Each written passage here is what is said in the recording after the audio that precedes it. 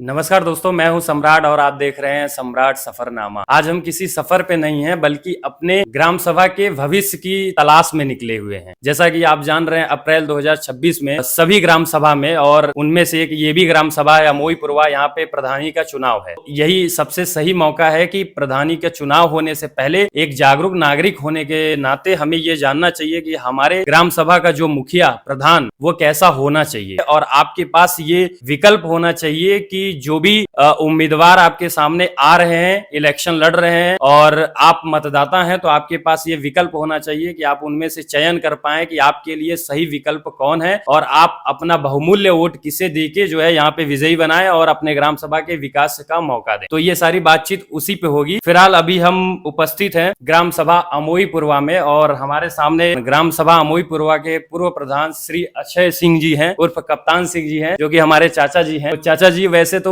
किसी पहचान के मोहताज नहीं है, क्योंकि चाचा जी के नाम और नाम से पहले चाचा जी के काम के द्वारा चाचा जी को सब जानते हैं। वो फिर चाहे ब्लॉक स्तर पे बात किया जाए या फिर जो है तहसील स्तर पे बात किया जाए, चाचा जी के कामों के द्वारा सब चाचा जी को अच्छे से जानते हैं। फिर भी मैं चाहता हूं आप जो भी ये जनता देख रही है, आपकी आप जनसेवक हैं जैसे कि इस ग्राम सभा के, तो जो भी ये जनता देख रही है वीडियो, वो थोड़ा सा आपकी जो राजनीतिक जीवन रहा है उसके बारे में थोड़ा जान पाए और आपके बारे में जान पाए। तो आपका बहुत बहुत स्वागत है हमारे चैनल में और आप थोड़ा सा अपने बारे में बताइए। जैसा कि सम्राट जी, आपके चैनल के माध्यम से मैं सबसे पहले ग्राम पंचायत अमोईपुरवा विकास खंड पटेहरा कला तहसील मड़िहान जिला मिर्जापुर के समस्त ग्राम वासियों को जो है मैं तहे दिल से प्रणाम करता हूँ। जैसा आपने कहा जो है कि मेरा राजनीतिक जीवन कैसा रहा है, तो मैंने जो है सन 1995 में अपने राजनीतिक दौर का सफर किया। ग्राम पंचायत का चुनाव था, हमारे ग्राम पंचायत में बहुत से प्रत्याशी चुनाव लड़ रहे थे। मैंने भी जो है एक प्रत्याशी का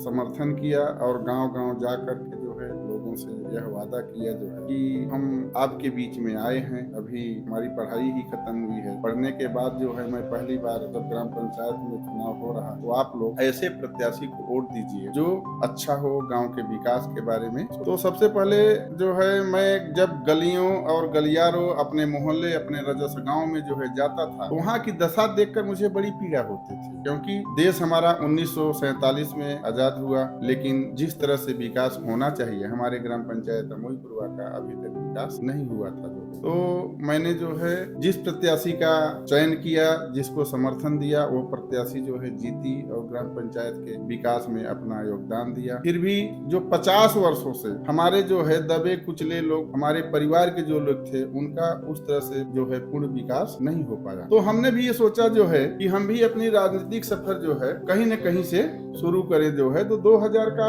चुनाव आया, जिसमें हमारे यहाँ ग्राम पंचायत अमोईपुरवा की सीट आरक्षण में अनुसूचित जाति के लिए था और जो क्षेत्र पंचायत का चुनाव था वह सामान्य था। तो हमने जो है 2000 में क्षेत्र पंचायत का चुनाव लड़ा और मुझे बड़े गर्व के साथ यह कहना पड़ रहा है कि लोगों ने हमें समझा और समझकर हमें भारी वोटों से जो है विजयी बनाने का कार्य किया। मैं जब क्षेत्र पंचायत चुनाव लड़ा तो हमारे गांव का विकास अभी हमने बताया कुछ तरह से नहीं हुआ जो है। तो क्षेत्र पंचायत का कोई कोटा नहीं होता है कोई, तो इसलिए जो प्रमुख के माध्यम से हमने गांव के विकास के बारे में सोचा और कार्य किया। सबसे पहले हमने जल संचयन का काम किया। जल संचयन में हमने बंधी बांधों का निर्माण जो है फुटफार वर्क योजना के अंतर्गत उस समय कराया और फुटफार वर्क योजना के अंतर्गत जो है हमारे ग्राम सभा के जो भी मजदूर लगे थे वो बड़े अच्छे ढंग से काम किए और मैंने देखा जो है यह योजना बड़ी कारगर है। और कारगर इसलिए है कि जब खुदाई बंधों के हो तो पानी जो बरसात के दिनों में आता है उसका जल संचयन होता है, उससे सिंचाई की सुविधा भी होती है। इसके साथ साथ हमने यह कहा कि नहीं, मैं क्षेत्र पंचायत हूँ, मैं क्षेत्र पंचायत नहीं हूँ। जनता ने हमें जिताया है तो हमें सेवक बन के काम करना चाहिए। जब तक आपका सेवा भाव अपने क्षेत्र पंचायत ग्राम पंचायत के लोगों को अपना परिवार आप नहीं मानेंगे, तब तक उनके सुख दुख को कैसे जानेंगे। बिल्कुल सही बात। फिर 2005 में नहीं 2000 में ही हमने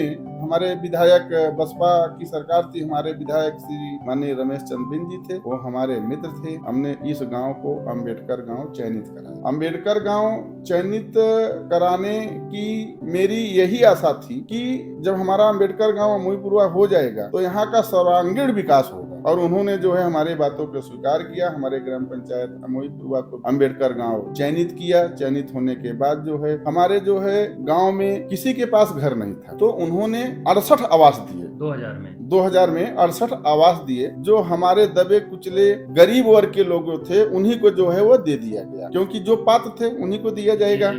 और वो जो जब तैयार हुआ, बनकर तैयार हुआ जो है हमारे ग्राम प्रधान के माध्यम और मेरी देख रेख में जब तैयार हुआ, तो हमें लगा कि गांव जो है ऐसा होना चाहिए। फिर हमने 2000 धीरे धीरे 2005 आ गया। फिर मेरे ग्राम पंचायत अमोई पूर्वा जो है प्रधान पद के लिए पिछड़ी जात के लिए आरक्षण हुआ। इसमें हमारे एक मित्र थे जो है, हमने उनको जो है उनके साथ जो है रह करके उनको चुनाव जिताने में मदद किया और वो विजयी होकर गांव के विकास में आए।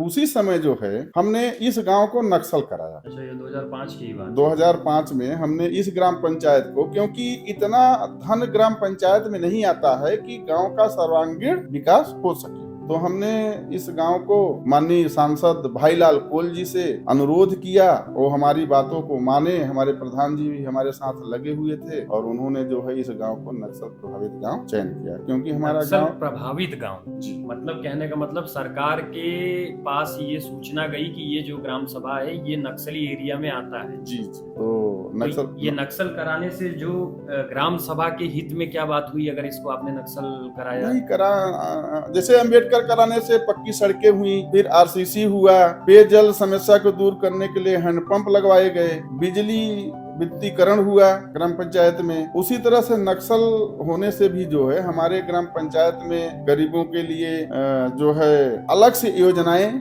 आती रही जो है, और उसी के अंतर्गत आरसीसी रोड का निर्माण हुआ, पक्की रोड का निर्माण हुआ, नाली का निर्माण हुआ, और जगह जगह जो है विद्युतीकरण जहाँ नहीं था जो है वो विद्युतीकरण का भी काम हुआ।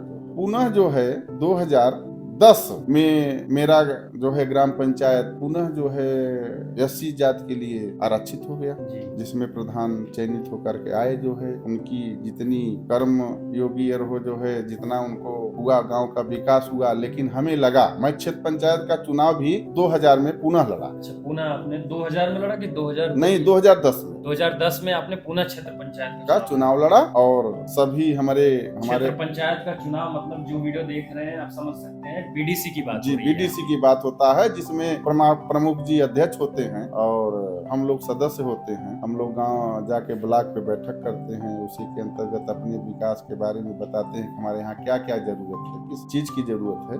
और हमने जो है जब क्षेत्र पंचायत का चुनाव लड़ा तो पुल, कुआं जो है, पेयजल की समस्या थी तो कुआं का निर्माण कराया, उसका गहरीकरण कराया, पुल का निर्माण कराया। आने जाने में जैसे हमारे लोगों को जो है आने जाने में दिक्कत होती थी तो उसका भी हमने निर्माण कराया। साथ ही हम अम्बेडकर गांव पुनः चयनित कराया। अच्छा, एक बार आपने अम्बेडकर गांव 2000 में कराया, फिर दोबारा आपने 2010 में कराया, है ना? जैसा आप समझ सकते हैं, हमारे चाचा जी के पास इस ग्राम सभा की जो कमान रही है वो 5 साल रही है, और चाचा जी के पास राजनीतिक, जैसा कि उन्होंने अपने बारे में बताया आपको, तो राजनीतिक अनुभव की अगर बात करें तो अच्छा खासा इन्हें यहाँ की समस्याओं की गहरी समझ है। हम तो जो है ग्राम पंचायत के हर गली गलियारे जो है लोगों को घूमते रहते हैं, लोगों की समस्या के देखते रहते हैं, क्योंकि यह क्षेत्र पंचायत या ग्राम पंचायत का प्रधान होना बड़ी बात नहीं है। एक सेवा भाव से जब आप काम करेंगे तब लगेगा कि नहीं, जो है जब अपने ग्राम पंचायत के लोगों को अपना परिवार मानेंगे तब आपको लगेगा कि नहीं, हमारे परिवार में क्या कमी है। तो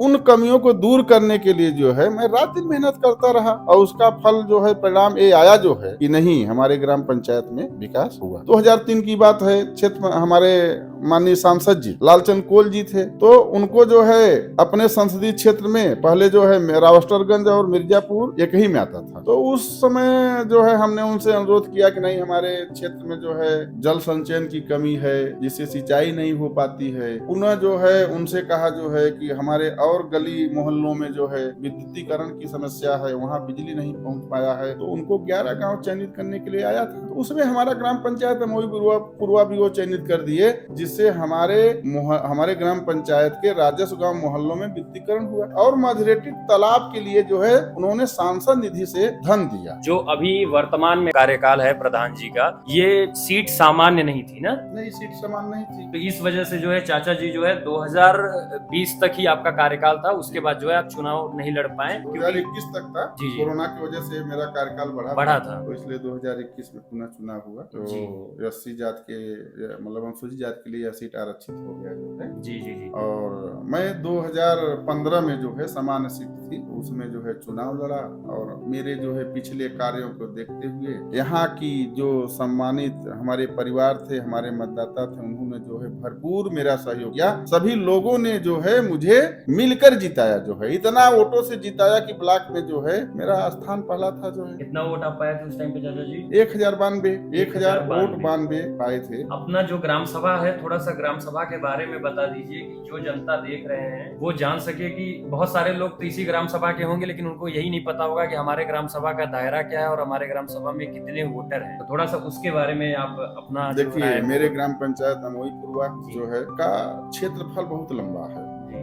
ग्राम पंचायत खंडोर मझारी से लगा हुआ लालगंज कलवारी मार्ग पे, और इधर कोलकम जो तहसील विकासखंड पटेहरा विकासखंड लालगंज में पड़ता है उससे सटा हुआ है, जिसकी लंबाई लमसम 7 किलोमीटर और जो है, और उसके बाद में क्षेत्रफल तो बहुत लंबा है। किरहा गांव से सटा हुआ है, लालापुर से सटा हुआ है, रामपुर अतरी से सटा हुआ है, इधर किरहा तेनुआ से सटा हुआ है। तो हमारे ग्राम पंचायत क्षेत्रफल बहुत है, कम से कम 4500 वोटर हैं हमारे ग्राम पंचायत। जी 4500। ये ऑन रिकॉर्ड आप बोल रहे हैं कि 4500 वोट है। ये 4500 वोट में से जब चुनाव होता है चाचा जी तो कितने वोट पड़ते हैं? करीब 2800 3000 वोट पड़ जाते हैं। मतलब 2800 से लेकर 3000 तक वोट पड़ता है। तो ये 3000 वोट में से उस टाइम पे आप लगभग अगर बोला जाए मोटी मोटा तो 1100 वोट आप पाए। 1100 वोट पाए। उसके बाद में करीब 110 वोट जो है अनबैलेट भी था। तो मुझे ये बताइए उस टाइम पे कितने उम्मीदवार लड़े थे जब आप ये चुनाव जीते थे? 19 उम्मीदवार लड़े थे।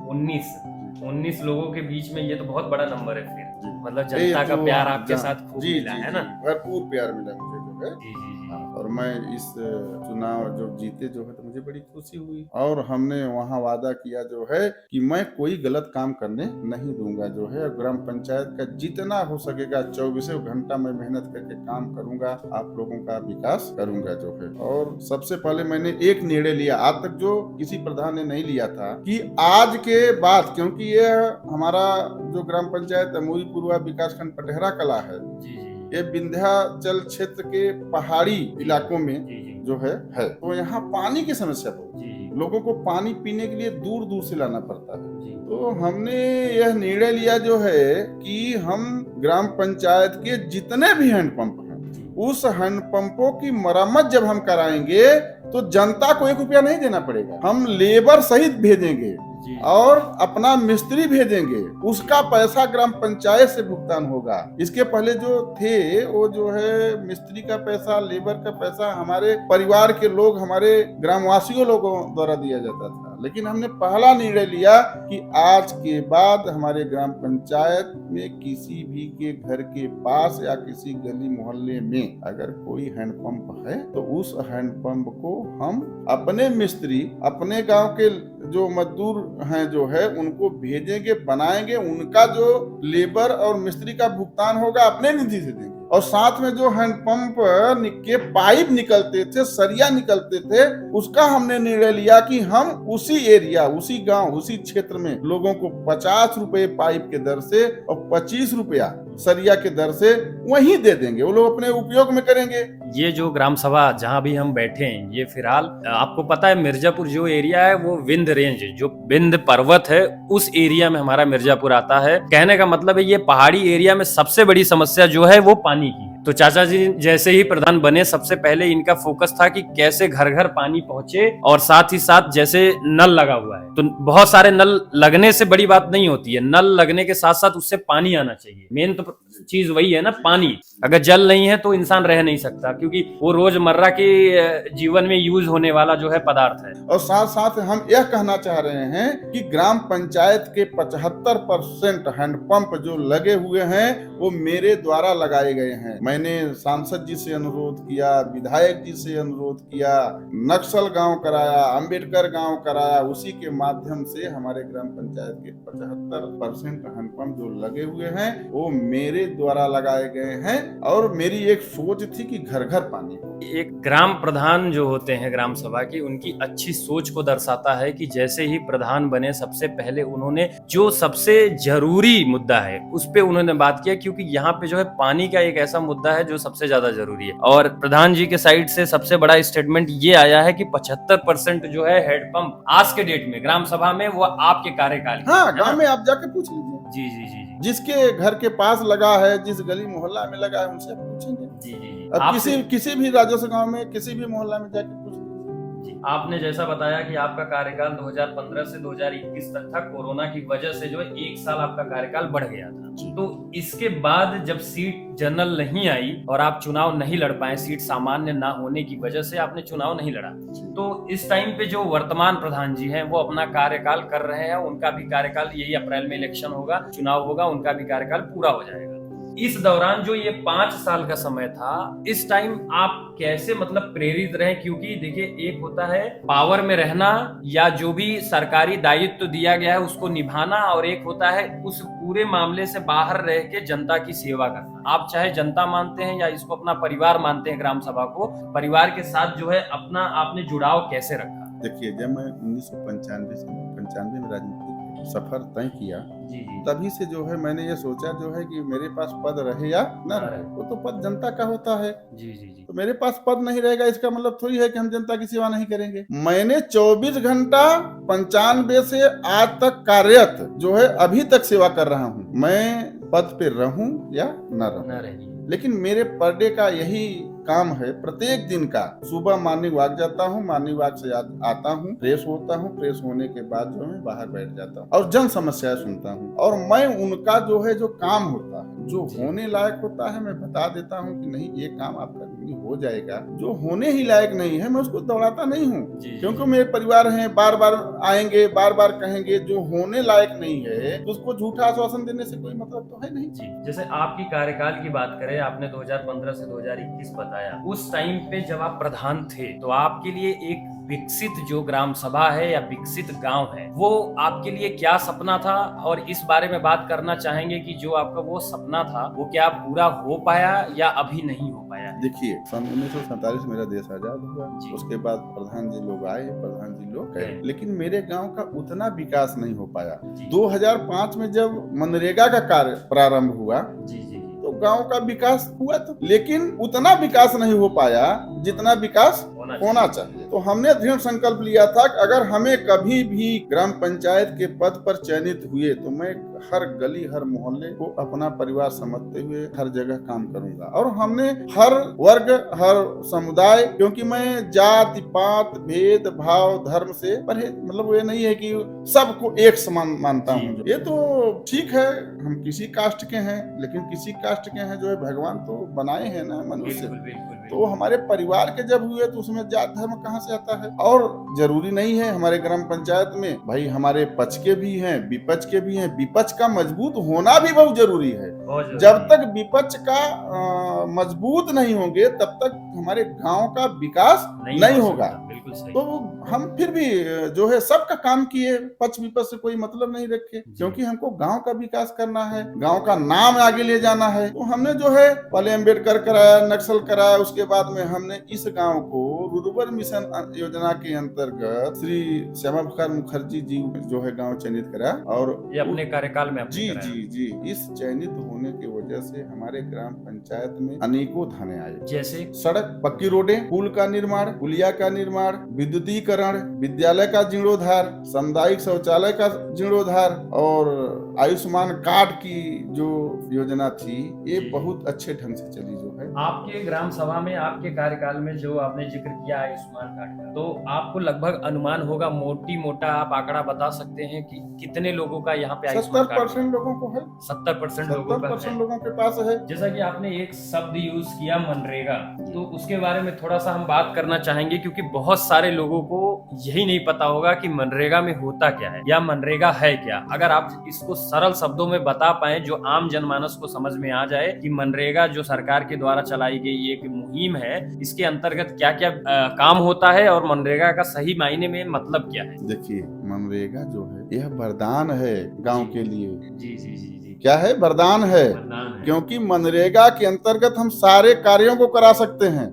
जितना चाहे उतना करा सकते हैं, कोई रोक नहीं है। 60-40 का रेशियो है। 60% हम कच्चा वर्क कराएंगे और जब 60 जो है % हम कच्चा वर्क कराएंगे तो 40% हमको पक्का काम मिल जाएगा। और मैंने यह मनरेगा के अंतर्गत जो भी काम कराया, मैंने इस चीज का ध्यान दिया कि किसी भी गरीब मजदूर भाई का 1 रुपया बकाया न हो। मैं स्वयं देखता था, मास्टर रोल निकलता था, अपने सामने जो है पंचायत मित्र को, रोजगार जो सेवक है उसको आप जो है हाजिरी जैसे मेट लगते थे, पंचायत मित्र देखता था, जेई लगे हुए हैं उसके ना, तो उसकी देख रेख होती है। ये नहीं है कि जो है मनरेगा का कार्य हो रहा है तो उसका देख रेख नहीं है। काम अच्छा होना चाहिए, सभी देख सकते हैं, और जब काम अच्छा होगा सभी देखेंगे, उसमें क्या दिक्कत है। तो मैंने यह सोचा, और काम करने से जिस काम का हम प्रस्ताव करते थे तो हम यह कहते थे कि देखिए ये काम को अच्छा होना चाहिए, इसमें बंदर बाट नहीं होना चाहिए। जो मजदूर काम करेंगे उनके खाते में पैसा जाना चाहिए। अब उनका खाता क्या है, उनका खाता जो है किसी खाता बंद है, आधार बेस पे पैसा जाता है, तो केवाईसी हुआ है कि नहीं हुआ है। तो सभी मजदूरों का केवाईसी कराना, उनके खातों को जो है खुलवाना, उनके खातों को संचालित करना, और साथ साथ जो है मास्टर रोल भर के समय से मास्टर रोल भर के जो है ब्लॉक पे देना।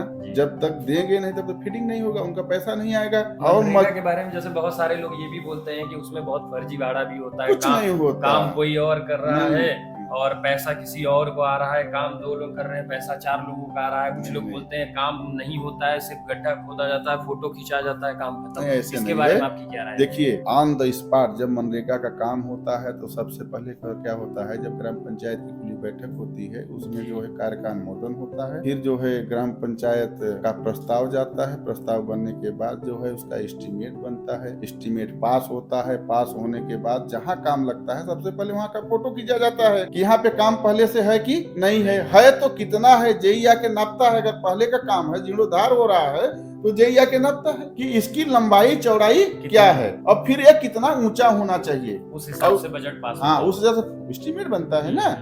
तो क्या लगता है मनरेगा में सबका पैसा आ जाता है? सबका, किसी का नहीं आ जाता है। जब आप ध्यान देंगे तब ना, ध्यान देंगे, किसी का पैसा रुकना चाहिए। जब हम मास्टर रूल बना के देंगे, वो फिटिंग होगा, MIS होगा, तो पैसा क्यों नहीं आएगा। हाँ, ये है कि आपने काम किया, कभी कभी 2 महीने पैसा आता है, कभी 3 महीने, लेकिन आता जरूर है। तो हमने मान लिया जो है कि 50 लाख का या कच्चा वर्क करा लिया, तो उसका 60-40 का रेशियो निकाल करके जो है हम जितना हमारा 40% होगा उसका हम पक्का कराएंगे। जी।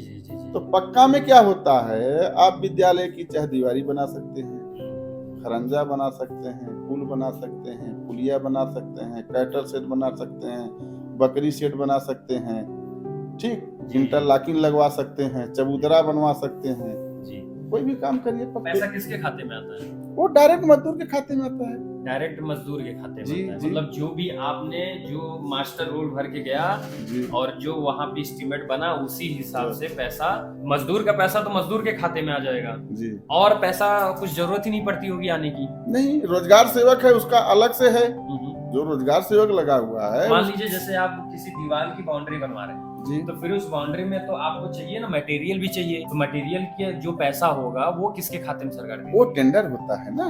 अच्छा, जो व्यक्ति टेंडर लेगा सीधे उसके खाते में। ग्राम पंचायत की बैठक होती है, उस बैठक में 10-5 लोग अपना टेंडर देते हैं जी। और जो जिसका सबसे न्यूनतम रेट होता है उसी को हम लोग टेंडर दे देते हैं। ये गाइडलाइन है, जिसका सबसे कम टेंडर होगा। तो गुणवत्ता के बारे में क्या आपकी राय है? गुणवत्ता, अरे गुणवत्ता, आप अच्छा काम करेंगे, आपकी सोच अच्छी होगी, वही गुणवत्ता है। मतलब इस वीडियो से समझ सकते हैं कि मनरेगा का पैसा प्रधान जी के खाते में नहीं आता है। ये मत सोचिए प्रधान जी उसमें कुछ घपला कर लेंगे, नहीं, उसमें क्या 1 रुपए भी नहीं आता है। नहीं, मैं जब काम कराता तो अगर 200 मीटर है तो 201 मीटर में बनवाता था, उसकी चौड़ाई 3 मीटर है तो 3.6, मतलब 3 मीटर 3.6, मतलब उसकी लंबाई चौड़ाई ज्यादा रहे, कोई अंगुली उठाने का काम ना करे।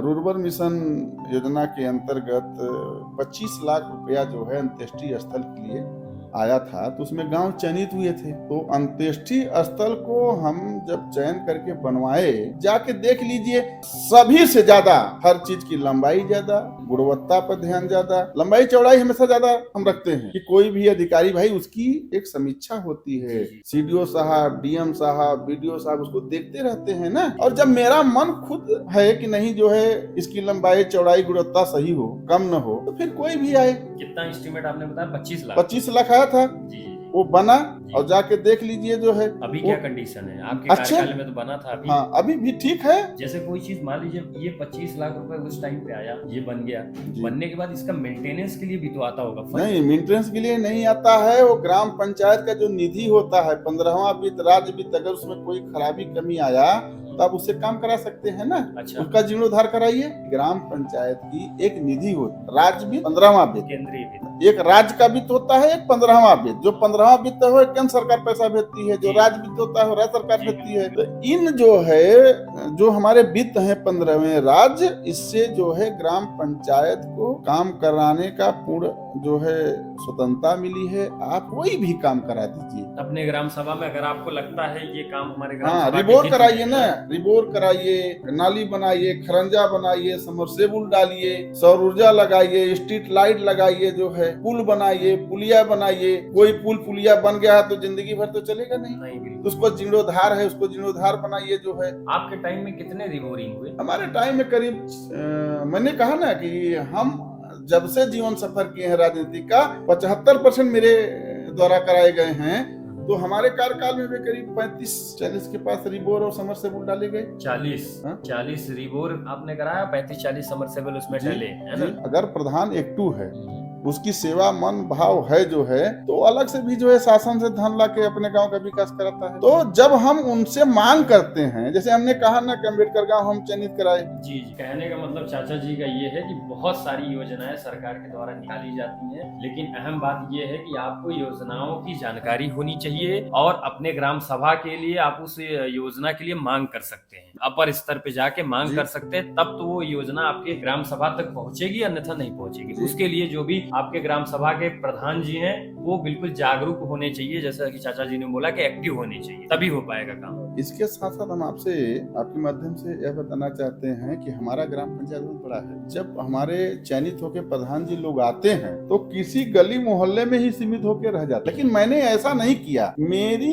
एक ये सोच थी कि भाई मैं किसी भी गली मोहल्ला में जाऊं तो वहाँ के लोग जो हमारे परिवार के लोग हैं उनकी शिकायत न हो कि नहीं हमारे मोहल्ले में, हमारे राजस्व गांव में काम नहीं हुआ है। तो मैंने जो है यह रूपरेखा तैयार किया कि हर गली मोहल्ले में हमें काम करना है। जब हमारा जीवन ही यही है सेवा करने का, तो किसी की शिकायत न हो कि हमारे मोहल्ले में, हमारे गली में काम नहीं हुआ है। जो अच्छा ये बताइए, जब अभी 2026 अप्रैल में चुनाव है, तो अगर जनता आपको मौका देती है, और हम भी इस एरिया में रहते हैं, मुझे चीजें देखते हुए समझ में आ रहा है और आपके आंकड़े भी बता रहे हैं कि जनता आपसे बहुत खुश है और आपको भर भर के प्यार मिला है जनता के द्वारा, और उसको आपने अपने कामों के द्वारा लौटाया भी है जनता को। मैं ये जानना चाहता हूँ कि जो अभी अगला चुनाव होने वाला है, अगर सामान्य सीट आती है सरकार के द्वारा और आप चुनाव लड़ते हैं, तो जनता के पास ये कौन से मुद्दे होने चाहिए कि जनता आपको वोट, अपना अहम वोट दे और आप उस विषय पे काम करेंगे? अगर सामान्य सीट आती है और आप चुनाव लड़ के जीतते हैं तो हम जनता के बीच आएंगे और इन विषय पे काम करना चाहते हैं। वो कुछ विषय, 2-4 विषय आप देखिए। कोई मुद्दा नहीं है। मुद्दा इसलिए नहीं है कि चुनाव हम नहीं लड़ते, हमारा परिवार लड़ता है, और उनको ये है जो है कि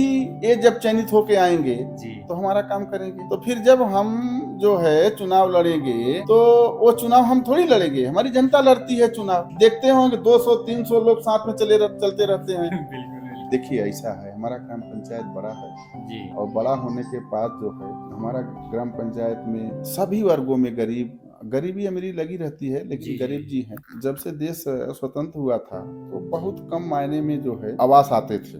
तो जब कम मायने में आवास आते थे, कम लोगों को मिलता था। जैसे रमाकांत जी प्रधान थे तो 14-15 आवास बनाए। इसके पहले 2005 में जगदीश यादव जी प्रधान थे तो करीब 70-80 आवास थे, लेकिन कभी भी हर वर्ग को आवास नहीं जाता था। लेकिन जब मैं हुआ तो हर वर्ग में आवास बांटा। आपके टाइम पे कितने आवास बने? लमसम 300 50 के आसपास जो है। तो 350 आवास आपके हाँ, टाइम और पे करीब बने? 350-400 जो है शौचालय भी। अच्छा, 400 शौचालय और 350 आवास। और ऑन द स्पॉट अभी हैं, जाके देखिए। पहले क्या होता था कि आवास बनता ही नहीं था, लेकिन जब मैं हुआ तो मैंने यह दृढ़ संकल्प लिया था कि कोई आवास बिना बने रहने न पाए, जो है बिना शौचालय बने रहने न पाए जो। और मैंने यह पूर्ण किया और यह दिखाया जो है कि आवास बनना चाहिए तो बनना चाहिए, शौचालय बनना चाहिए तो बनना चाहिए। आज भी जाके देख लीजिए, मेरे सारे रजिस्टर रखे हुए हैं एडीओ पंचायत के यहाँ। मैं लाभार्थियों के खाते में पैसा डालता था, ये नहीं था जो है कि टेंडर वालों को दे दे। जितने शौचालय बने हैं सारे पैसे 12,000, 8,000, देखिए शुरू में 6,000 रुपया पैसा मिलता था, बाद में 8,000 हुआ। सरकार की ये मनसा थी कि हम सहयोग कर रहे हैं, वो अपना शौचालय बना ली। लेकिन ये पहाड़ी क्षेत्र था, सामग्री महंगी थी। बाद में यह निर्णय हुआ कि नहीं, सबके खाते में 12,000 डालिए। तो चाहे 6,000 डाला हो, चाहे 8,000 डाला हो, चाहे 12,000 डाला हो, सबके खाते में पैसा गया लाभार्थियों के। वो अपने खाते से निकाल कर पैसा शौचालय बनाए हैं। जो जरूरतमंद थे उनको शौचालय जी नहीं, अभी बाकी हैं, अभी और लोग बाकी भी। हाँ, बहुत बाकी हैं। ग्राम पंचायत जहाँ 45 वोट हैं, सही बात है, सही। तो फिर 400 शौचालय कहाँ? सही बात है, अभी और लोग भी हैं। 350 आवास कहाँ? ठीक, सही है। तो अभी जो है सपने मेरे अधूरे हैं। नहीं, उस सपने को पूरा करने के लिए जो है सरकार अगर मौका देगी, क्योंकि जनता और हमारे परिवार तो जो है भरपूर प्यार देते हैं, लेकिन आरक्षण की प्रक्रिया है, सीट कौन सी हो जाए, ठीक। लेकिन जैसे अभी जो है जितने आवास थे, तो अब उसमें आवास में पहले मुसहर, मुख्यमंत्री आवास में मुसहर जाति के लोगों को आवास दिया जाता था। लेकिन मेरा कार्यकाल जैसे ही समाप्त हो गया, उसके पहले मैं 290 कोल आवास की सूची ब्लॉक पे दिया था। उस सूची का पता ही नहीं चला। बाद में धीरे धीरे 40 आवास, 50 आवास जो है कोल आवास हमारे यहाँ बने।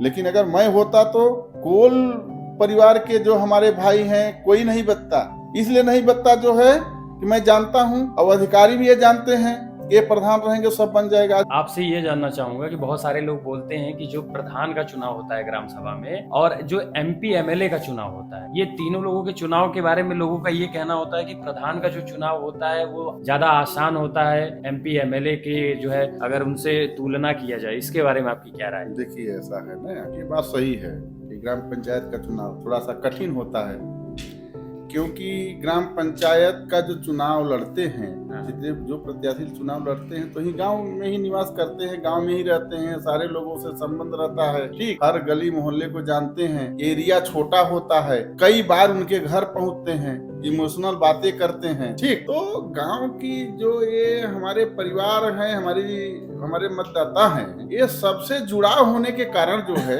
ये कठिन चुनाव होता है। लेकिन कठिन उसके लिए है जो कार्य न किया हो, जो अपने लोगों को ध्यान न दिया हो। तो हमें तो नहीं लगा अभी जो है कि ये कठिन चुनाव है, लेकिन ये बात तो सही है कि प्रधानी का चुनाव ज्यादा कठिन है। आपकी अगर मायने से देखा जाए, आपके नजरिए से देखा जाए, आज की डेट में जो आप चाहे राजनेता बोल लीजिए या जन सेवक बोल लीजिए, वो पढ़ा लिखा होना ज्यादा जरूरी है या उनके पास जो बोलते हैं तजुर्बा होना ज्यादा जरूरी है? आपके मायने में क्या सही तरीका है? पढ़ाई जो होता है, यह तो विकास की बागडोर को और विकास को आगे ले जाने में महत्वपूर्ण है, लेकिन तजुर्बा भी होना बहुत जरूरी है। तजुर्बा पढ़ाई लिखाई को भी कभी पीछे छोड़ देता है, तो दोनों का समन्वय होना बहुत जरूरी है। जब तक दोनों नहीं रहेंगे तब तक गांव का विकास अच्छे ढंग से नहीं हो सकता है। मतलब राजनेता जो है वो पढ़े लिखे भी होने चाहिए, पढ़े लिखे के साथ साथ जो है उनके पास एक अच्छा खासा जो है अपने, कम से कम अपने ग्राम सभा का या जहाँ भी आप चुनाव लड़ रहे हैं वहाँ की समस्याओं का एक जो है अनुभव होना चाहिए, और कार्य कराने की शैली भी होनी चाहिए। थोड़ा सा इस पे विचार डालिए कि जब बजट आता है हमारे ग्राम सभा के लिए, तो हमारे ग्राम सभा का विकास होता है, तो क्या एक प्रधान बता सकता है कि हर साल या 6 महीने या पूरे 5 साल में उनके कार्यकाल में सरकार के द्वारा लगभग पूरे विषयों को जोड़ दिया जाए तो ग्राम सभा में कितना फंड आया सरकार के द्वारा? अनुमानित कोई एक ऐसी संख्या जो आप बता पाए? देखिए, जैसा ग्राम पंचायत अगर बड़ी हो तो वहाँ जो है पैसा अधिक आता है। ठीक। और ग्राम पंचायत छोटी हो तो वहाँ पैसा कम आता है। जैसे 1000 ग्राम पंचायत का कोई 1000 मतदाता का कोई ग्राम पंचायत है, वहाँ तो पैसा कम आएगा। अपने जैसे यहाँ ग्राम सभा की तो हमारे ग्राम पंचायत में जो है हमेशा घटता बढ़ता रहता है। 2 बार पैसा जो है 14वें वित्त का पहले आता था, 15वां वित्त हो गया, 2 बार पैसा 15वें वित्त का आता है, और राज्य वित्त का भी 3-4 बार पैसा आता है। तो कुल मिला के 30 से 35 लाख रुपए जो है प्रत्येक साल हमारी ग्राम पंचायत में। मतलब आपके हिसाब से 35 लाख जो है ये पर ईयर जी, पर मतलब हर साल जो है 35 लाख रुपए ग्राम पंचायत के विकास के लिए आता है। अगर पाँच साल रहे तो अगर अनुमान जोड़ा जाए तो लगभग 1.5 से 2 करोड़ रुपए आता है। ये लगभग आंकड़ा बता सकते हैं ना। तो इसमें आप बताइए कि जब ये जो पैसा आता है तो आप लोग कैसे निर्धारित करते हैं कि किस काम को ज्यादा प्राथमिकता दी जाएगी? देखिए, जब ये पैसा आता है जी, ठीक जी, तो जब पैसा आता है तो हम लोग जब गांव में घूमते हैं, हम समस्याओं को देखते हैं, तो उस हिसाब से जो है पैसा जो है हम लोग खर्च करते हैं। तो हमको जो है सबसे ज्यादा पैसा खर्चा करने के लिए जो है पेयजल पे पैसा ज्यादा खर्चा होता है, क्योंकि ये पहाड़ी क्षेत्र है, गर्मियों में पानी का जल स्तर नीचे चला जाता है, ठीक, तो रिबोर कराना पड़ता है। तो जल योजना पे जो है इसमें हम लोग ज्यादा ध्यान देते मतलब हैं। सबसे जो अहम समस्या है वो पानी ही है, और उसी पे ज्यादा कार्य होता भी है और आगे करने की उस पे जरूरत और उसके बाद में गांव के जो जरूरी नाली खरंजे पुल पुलिया हुए वो भी होते हैं, साथ में प्रकाश की व्यवस्था होती है, सौर ऊर्जा की व्यवस्था होती है, स्ट्रीट लाइट की व्यवस्था होती है, साथ में विद्यालयों का जीर्णोद्धार। तो हम लोग पेयजल के बाद जो है हम लोग शिक्षा पर, जैसे कि अगर आपसे पूछा जाए कि आपके कार्यकाल में ऐसे कौन कौन से काम रहे जो आप जो है संपन्न नहीं कर पाए, या फंड की कमी हो गई, या फिर आपका कार्यकाल खत्म हो गया और आपके अंदर ये बात रह गई कि जो है हम अभी जो है ये काम नहीं कर पाए, अगर कुछ और समय मिल जाता तो हम इस विषय पे और ज्यादा गहन तरीके से काम करना चाहते हैं? देखिए, सरकार की तरफ से घर घर अभी जल योजना बनी हुई है, एक मंत्रालय हुआ है, तो घर घर रोटी पहुंचाने का काम चल रहा है। जी। लेकिन हर घर जल योजना चल रहा है। लेकिन अभी हमारे ग्राम पंचायत में 50%, जैसे हमारे ग्राम पंचायत में पेयजल की समस्या तो है, तो अभी तक तो 50% दूर हुआ था। और ये जो आपका हर घर जल पहुंचाने की योजना है भारत सरकार द्वारा, ये भी अभी जो है 50% पूरा हो पाया है। देखिए, हैंडपंप का पानी नीचे चला जाता है तो रिबोर कराना पड़ेगा। एक रिबोर कराने में 80,000 रुपए और समरसेबुल लगाने में 40,000 रुपए। अच्छा, हर साल पानी नीचे जा रहा है। तो ये समस्या सबसे बड़ी गंभीर समस्या है। हमारे अधूरे सपने हैं, हम जब पुनः हो जो है तो जल योजना पर काम करें, जल की समस्या जो गांव में है उसको दूर करें। शिक्षा का जो है स्तर पे हम ध्यान देना चाहते हैं कि हमारे ग्राम पंचायत में 11 विद्यालय हैं, लेकिन अभी 11 विद्यालयों में करीब 2 विद्यालयों का पूर्ण रूप से बाउंड्री, 3 जैसे कंपोजिट विद्यालय मोईपुरवा, कंपोजिट विद्यालय पथरौर, कंपोजिट विद्यालय क्या कहते हैं हिरदहवा, इन्हीं का जो है चहदीवारी जो छठ दीवारी होता है इसका कार्य पूरा हुआ है। बाकी अभी विद्यालय टुआ का हुआ, ठीक, पुरवा का हुआ, ठीक, अभी नहीं पूरा हो पाया है। और साथ ही साथ विद्यालय का जीर्णोद्धार, जैसे पानी की समस्या भी वहाँ बना हुआ है, तो विद्यालय पर भी ध्यान जो है शिक्षा पर ध्यान देना बहुत जरूरी है। साथ में 11 विद्यालय हैं, 11 में से अभी 3 ही के जो है बाउंड्री का काम हो पाया है। मतलब मैंने रूरबन मिशन योजना के अंतर्गत जब गांव को चयनित करा तो उसे कोटा स्टोन लगा। और हम आपको बता दें, मैं क्षेत्र पंचायत का 21 लाख रुपए ले आकर के जो है क्षेत्र पंचायत का, ये भी रूरबन मिशन का पैसा था, क्षेत्र पंचायत में भी आता है। तो जब हमारे ग्राम पंचायत की निधि से नहीं हो पाया तो मैंने क्षेत्र पंचायत के निधि से पैसा ला करके लमसम 21 लाख रुपए का पिंक शौचालय और कोटा स्टोन लगवाने का काम किया है। हमें सबसे आश्चर्य हो रहा है ये देख के कि हमारे ग्राम सभा में 11 विद्यालय हैं, जिसमें से सिर्फ 3 ही विद्यालय की आज तक बाउंड्री हो पाई, वो भी आपके कार्यकाल में हुआ। हाँ, हमारे कार्यकाल में हुआ है। और अभी आज की डेट की बात करें तो आज भी ये डेटा सेम ही है या बदल गया है? मतलब आज भी सिर्फ 3 ही विद्यालय का बाउंड्री हुआ है या और उसमें कुछ आगे काम किया गया है जब भी वर्तमान प्रधान जी हैं उनके द्वारा? वर्तमान प्रधान कंपोजिट विद्यालय अमोई में एक बाउंड्री का काम कराए हैं। तो अमोई में तो आपके कार्यकाल में भी काम वह हुआ थोड़ा सा वो पूरा हो गया था, लेकिन एक बाउंड्री थी जो है पूरब तरफ, वो बची थी। वो बची नहीं, वो थी लेकिन वो गिर गई जो है। गिर गई। हाँ, तो उसका जो है काम कराए हैं। बाकी अभी विद्यालय में बहुत जीर्णोद्धार की जरूरत है, उनका बहुत काम करना है। बच्चों को बैठने की व्यवस्था, बच्चों को जो है रसोइया की व्यवस्था, वहाँ पानी की समस्या, ये समस्या है जो है। ये बाउंड्री जो गिर गई, ये बाउंड्री गिरने का रीजन क्या था, कारण क्या था? नहीं, देखिए, जो काम भी होता है, जब काम होता है तो जब काम पुराना हो जाता है तो फिर उसका मरम्मत तो कराना पड़ता है। एक जैसे बाउंड्री बनता है तो उसका कितने समय ड्यूरेशन होता है कि हाँ इतने समय तक ये बाउंड्री का जो है बोल सकते हैं कि सही सलामत चलेगा इतने समय तक? देखिए, ऐसा है ना कि कभी करीब, देखिए, जो हम लोग काम कराते हैं तो 5 साल तो पूरा है कि 5 साल इसको तो चलना चाहिए। और कोई 10 साल चलता है, 8 साल चलता है, ठीक ना, क्योंकि 5 इंची की बाउंड्री होती है और इसलिए जो है करीब 8 साल 10 साल समझ लीजिए। 8-10 साल, मतलब उसके बाद फिर से उसमें काम। बाकी जो है कहीं बाउंड्री बनी ही नहीं थी, टंगना में बाउंड्री बनी थी, वो भी खत्म हो गया है, मतलब वो भी गिर पड़ा है, उसका भी काम कराना है। और उसके बाद में पूर्वा का भी काम कराना है। इस विषय पे क्यों नहीं बात होता है? जैसे 5 इंची की बाउंड्री बनती है और हर 5 साल 6 साल में फिर से जो है बनाने के लिए उसमें ऐसी स्थिति आ जाती है कि अब फिर से उसमें काम किया जाना जरूरी है।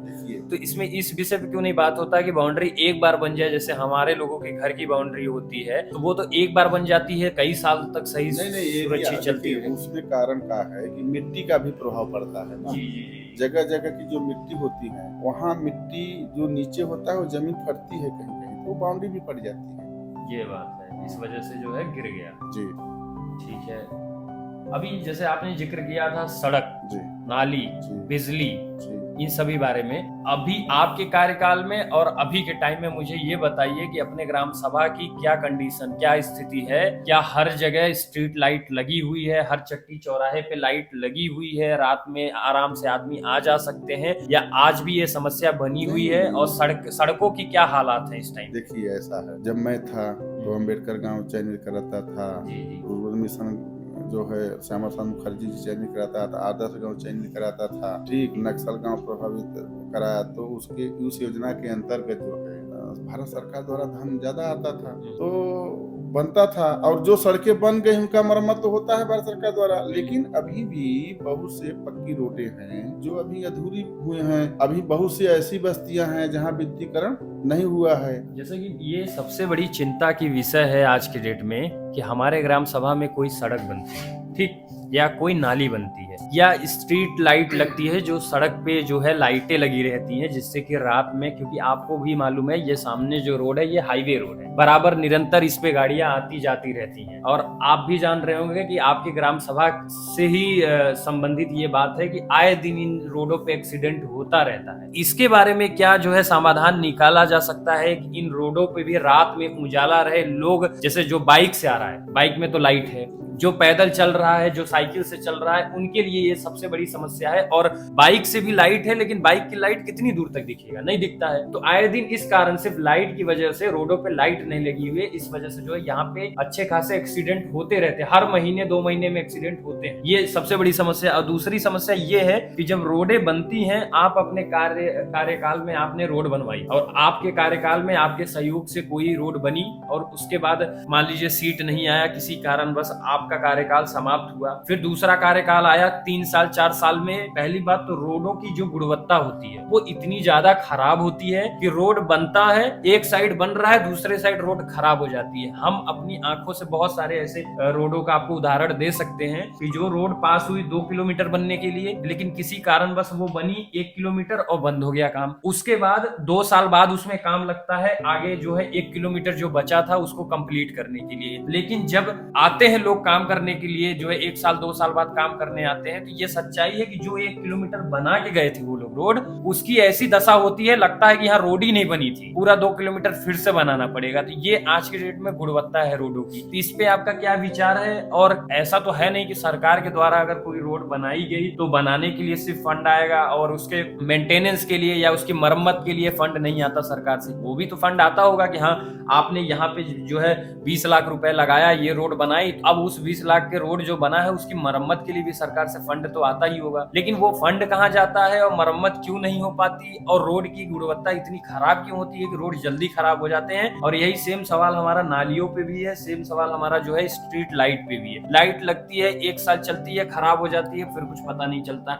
लाइट लगती है, लोग चोरी भी कर ले जाते हैं लाइट, ये भी बात है। ये भी सच्चाई है कि लोग ग्राम सभा के ही लोग चोरी कर ले जाते हैं लाइट, वायर काट ले जाएंगे, बैटरी खोल ले जाएंगे, तो फिर कहाँ से विकास होगा। इन सभी विषयों पे आपकी राय जानना चाहता हूँ। ये मुद्दे जो है इसके बारे में बताना चाहता हूँ कि जहाँ विद्युतीकरण की बात है, तो जब वो प्रधान जी की सोच होती है, जो सेवक होता है गांव का, उसकी सोच होती है कि हमको कहाँ कहाँ विद्युतीकरण में स्ट्रीट लाइट लगाना है। तो जब मैं था तो मैं जहाँ जहाँ खंभे थे, जिस जिस जगह खंभे थे, पूरा अपने ग्राम पंचायत की एक डोर से एक डोर तक जो और गांव सभा के जो है बस्तियों में जो है स्ट्रीट लाइट की व्यवस्था किया। रही बात ये जो है कि कोई भी सामान हो, जैसे ट्रैक्टर आप नया खरीद के आज लाए, कल बिगड़ गया, बिल्कुल बिल्कुल ठीक, तो स्ट्रीट लाइट भी खराब होती है। कोई 2 साल चलता है, कोई 3 साल चलता है, कोई 6 महीने खराब हो जाती है, कोई 2 दिन में भी खराब हो सकता कोई है, 2 दिन में खराब होता है। लेकिन उसका जब जो टेंडर होता है उसका होता है ना भैया, आप 1 साल में जब खराब हो जाएगा तो हम इसको दूसरा दे देंगे, इसको बना देंगे, जो वारंटी होती है जी हाँ, जो गारंटी होती है। तो जब स्ट्रीट लाइट खराब होता है गारंटी तक, और या तो सौर ऊर्जा हम जब लगाते हैं तो उसकी भी गारंटी होती है 1 साल तक के लिए, तो उसको हम लोग फोन कर देते हैं, वो कंपनी जो है आकर के उसका मरम्मत कर देती है, फिर सही हो जाता है। तो हमको जो है हमारी जो निधि है, उस निधि के अनुसार हमको कार्य योजना बांटनी पड़ती है। तो हमको ये हुआ कि ठीक है, 1 साल की निधि आई तो हम इस पैसे को इस मद में ले जाएंगे, इस पैसे को इस मद में ले जाएंगे, और ये पैसा बचता है जिसका हम प्रकाश की व्यवस्था कर देंगे जो है। तो हम जो है क्या करते हैं कि ठीक है, हमारे ग्राम पंचायत की एक छोर से दूसरे छोर तक हम प्रकाश की व्यवस्था कर देते हैं। दूसरी बार क्या करते हैं कि इस बस्ती में कर देते हैं, दूसरी बस्ती क्या, अरे वहां तो हो गया, मेरे यहाँ नहीं हुआ। तो अधिकतर जो है 30-40% एक साल में, 30-40% एक साल में, और 5 साल जाते जाते फिर वो पुरानी जो लाइटें होती हैं वो खराब होती जाती हैं, तो पुनः वहाँ करना पड़ता है। और हम लोग जो है माननीय विधायक जी, माननीय सांसद जी भी से कहते हैं जो है कि आप लोग भी अपने निधि से प्रकाश की व्यवस्था करिए। प्रकाश की व्यवस्था वो लोग भी करते हैं, क्षेत्र गाँव में लगा हुआ है, बड़ी बड़ी लाइटें लगा रहे हैं। ग्राम पंचायत से भी इलेक्ट्रिकल जो है लाइटें लग रही हैं, जो बड़ा सोलर वाले, नहीं सोलर तो लग ही रहा है, सोलर भी लगवा सकते हैं, स्ट्रीट लाइट भी लगवा सकते हैं। एक खंभे में लगता है, एक बड़े खंभे में लगता है, उसमें 4-6 लाइट, जी उसका भी वो जो है। और हम लोग ज्यादातर ये सोचते हैं कि जहाँ घनी बस्ती ज्यादा हो वहाँ पे एक खंभे जो 4-6 बड़े वाले चट्टी चौराहे पे, चट्टी चौराहे पे लगे जो है उसकी व्यवस्था करते हैं। तो रही बात आप बोल दिए नाली की, तो देखिए नाली की खुदाई हो गई, नाली की खुदाई हो गई जो है, तो ग्राम पंचायत बड़ा है, सब जगह सफाई कर्मी तो पहुंचेंगे नहीं। कितने सफाई कर्मी हैं हमारे यहाँ? जब मैं था तो मेरे यहाँ करीब 9 सफाई कर्मी थे। आज के डेट में कितने हैं? बढ़े हैं कि घट गए? नहीं, घट गए इसलिए मैं छोड़ता नहीं था, मैं तो और मांग कर लेता था। लेकिन अब सबके भाई कार्य करने की शैली अलग होती है, तो अब घट गए हैं। तो सबके कार्य करने के लिए शैली होती है, उसी तरह से लोग काम करते हैं जो है। और मैं जो है अपने ग्राम सभा के सारे लोगों का, जैसे आपका परिवार रजिस्टर का नकल हुआ, मृत्यु प्रमाण हुआ, जन्म प्रमाण पत्र हुआ, और पेंशन वाला जो काम है, विधवा पेंशन का काम है, सम्मान निधि का काम है, तो हर बैठक में मैं बताता था कि आप लोग जो है इतने बजे से इतने बजे तक आइए, आपका काम हो जाएगा। और जो ये आपका परिवार रजिस्टर बनता था, मृत्यु प्रमाण पत्र, जन्म प्रमाण पत्र, ये मैं बनवा के उनके घर तक पहुंचा देता था। और आज की क्या कंडीशन है? दोनों विषय पे बात करते जाइए। आज की कंडीशन तो गांव सभा में आप जाके पूछिए ना, उनको ब्लॉक पे जाना पड़ता है हस्ताक्षर करने के लिए। ये जन्म प्रमाण पत्र या मृत्यु प्रमाण पत्र हो, चाहे आय हो, चाहे निवास हो, अगर ये किसी ग्राम सभा के अंदर रहते हुए, आप अपने ग्राम सभा के अंदर रहते हुए इन विषयों पे काम करा ले रहे हैं, तो ये दर्शाता है कि जो है हमारा कार्य और हमारा ग्राम सभा प्रगति के जो है दिशा में है। देखिए ग्राम पंचायत जो है सारी सुविधा उपलब्ध कराती है। जी। पंचायत भवन पे, सामुदायिक पे जो है, और पंचायत मित्र भी हमें दिया है। अच्छा, पंचायत मित्र, हाँ। उनका क्या काम होता है, थोड़ा सा बताइएगा। उनका काम ये होता है कि हमारे ग्राम पंचायत के जितने कार्य होते हैं वो जो है जब अनुमोदित हम लोग प्रस्ताव बना के बैठ देते हैं तो उनको जो है पूरा डाटा बनाना पड़ता है। और आपका जैसे पेंशन वाला हुआ, फिर आपका वृद्धा पेंशन हुआ, जैसे वृद्धा पेंशन या हाँ। जो है एक होता है कि वृद्धा पेंशन, विधवा पेंशन, हाँ। विकलांग पेंशन, 3 हो गया। हाँ। तो बहुत सारे लोगों की शिकायत रहती है कि बहुत सारे लोगों की पेंशन भी रुक जाते हैं, समय से पेंशन क्यों नहीं रुक आती। जाएगी जब हम उस पर ध्यान ही नहीं देंगे। जैसे पेंशन रुक गई, अगर तो हम जब 6 महीने पे उसका जब जांच होता है तो उस पर ध्यान दे तो क्यों रुकेगा, ध्यान ही नहीं देंगे। इसमें तो बहुत रुक जाएगा। बहुत लोग बोलते हैं कि धांधली भी होती है, दलाली भी होती है और भेदभाव भी होता है कि जैसे वो बुजुर्ग है उनको मिलना चाहिए लेकिन उनको मिल नहीं रहा है, कोई विधवा है उनको मिलना चाहिए, मिल नहीं रहा है। इस विषय पे ग्राम सभा के जो प्रधान होते हैं उनकी कितनी भूमिका होती है? इन बातों पर भी मैं जाता हूँ, लेकिन आपने अभी बोला कि पंचायत मित्र जो होते हैं उनका क्या कार्य होता है। कार्य बताइए। तो उनका कार्य ये होता है जो है कि हमारे गांव सभा की जो जनमानस है उसको बाहर न जाना पड़े किसी चीज को ऑनलाइन कराने के लिए। जी। चाहे विधवा पेंशन हो, चाहे वृद्धा पेंशन हो, चाहे विकलांग पेंशन हो, चाहे आपका परिवार रजिस्टर का नकल हो, यही मिले, सचिव यहीं आए, सचिव यहीं हस्ताक्षर बनाए, हमारे गांव सभा के सारे लोगों को सुविधा यहीं पर मिले जो है, उसलिए वो रखा गया है। ये नियम सरकार के द्वारा निर्धारित किए गए। जी, उसका चयन हुआ है ना, इसीलिए। और आज की और वहाँ पे कंडीशन कंप्यूटर की व्यवस्था, लैपटॉप, जैसे लैपटॉप है, उसके बाद टाइप करने वाला जो होता है वो सारे सुविधा। अरे हाँ, वाईफाई भी है। अच्छा, वाईफाई की भी हाँ, सुविधा है। और क्या, तो वाईफाई लगा हुआ है अपने ग्राम सभा में आज उनके जाके पास? देख लीजिए लगा क्या हो रहा है। तो इसके बारे में तो आप जाकर देख लीजिए। अब जाएंगे भी अभी। हाँ, जाएंगे, तो जाएंगे। देखें, कहीं युद्ध हो रहा था, फिर बाद में थोड़ा सा दबाव प्रेशर बना है जो है, तो फिर शायद मतलब सरकार आपको टाइप करने के लिए टाइप राइटर भी दे रही है, डेटा फीड करने के लिए कंप्यूटर ऑपरेटर भी मिल रहे हैं। जो ग्राम पंचायत का निधि होता है जब उसका हम भुगतान करते हैं तो वो भी डाटा, उसी को डेटा फीड करना होगा। मनरेगा का मास्टर रोल भी, अच्छा, ये सारा काम वही करते हैं। साथ साथ जो है एक सामुदायिक शौचालय हमने बनवाया है। अच्छा, ये कहाँ पे है? एक कचरिया पहाड़ी पे है, आप उसको भी जाके देख लीजिएगा। सामुदायिक शौचालय, उसकी क्या विकास खंड पटेहरा कला के जितने भी पंचायत भवन बने हैं उनकी लंबाई, चौड़ाई, ऊंचाई सब देख लीजिएगा जो है, ठीक ना। और उसमें एक जो है उसकी सर सफाई करने के लिए जो है रखा गया है, एक व्यक्ति भी रखा हुआ है। हाँ, वो जो है गांव सब, उस बस्ती के सारे लोग नहीं, ग्राम पंचायत के भी सारे लोग जाके वहाँ अपना स्नान कर सकते हैं। वहाँ जो है अपना शौचालय भी जा सकते हैं। वहाँ बाल्टी के लिए, वहाँ साबुन के लिए, झाड़ू के लिए सब अलग से 3000 रुपया आता है। 6000 रुपया जो देख रेख करती है उसका आता है जी। ये हर महीने आता है। बाकी अगर कोई मेंटेनेंस या कोई मरम्मत की तो बात रही वो आपको अलग से बताना जी, पड़ेगा कि टोटी टूट गई या कुछ हो गया, वो तो ग्राम पंचायत निधि से होगा, वो निधि से अलग। हाँ, ये निधि का पैसा ही वहाँ जाता है, ये निधि का ही पैसा। हाँ, वो भुगतान होता है। 6000 रुपया पंचायत मित्र को होता है, 9000 रुपया उनको होता है। और आपका सफाई योजना के अंतर्गत जो है गाड़ी चलाने का मतलब वो है मिला ना, सूखा गीला कूड़ा के लिए जो है, ये जो गाड़ी चलाते हैं उनका 6000 रुपए सैलरी, चालक है उनकी सैलरी है। ये गाड़ी का फ्यूल का अलग से मिलता होगा, डीजल पेट्रोल का, ये सब अलग से, सब निधि से आता होगा। और बाद में एक आरसीसी सेंटर भी है। ये आरसीसी सेंटर क्या है? ये आरसीसी सेंटर है, जैसे जो आपके कूड़ा हुए गांव सभा के इकट्ठा, तो वहाँ जाके इकट्ठा रखना, वहाँ डंप करते हैं। जी। उसके लिए भी एक देख रेख करने के लिए जो है रखा है, उसको भी 6000 रुपया मिलता है।